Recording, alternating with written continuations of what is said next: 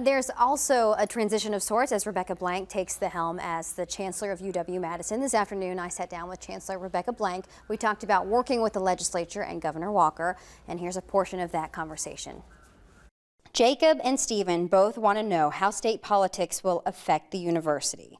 Jacob says, you know, his concern was, will you privatize and underfund the UW system?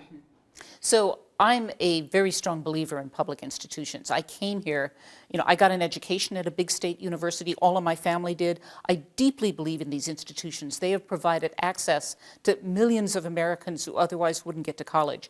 I am here in part because I want to be a leader of this great university with its history and make sure that, these sorts of institutions not just survive, but really thrive in the decades ahead.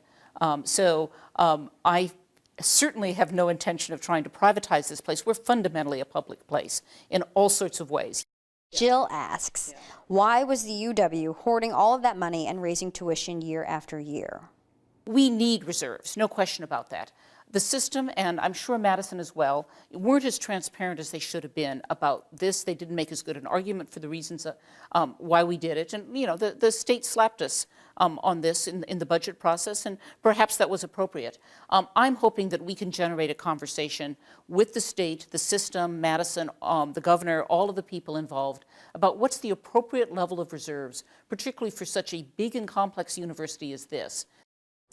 And tonight at 10, you'll hear more of your answers, from giving faculty more money to making college accessible to Wisconsin students, even asking her if she will jump around come football season. Thanks to all of those who sent in their questions. We will be sharing them tonight on the news at 10.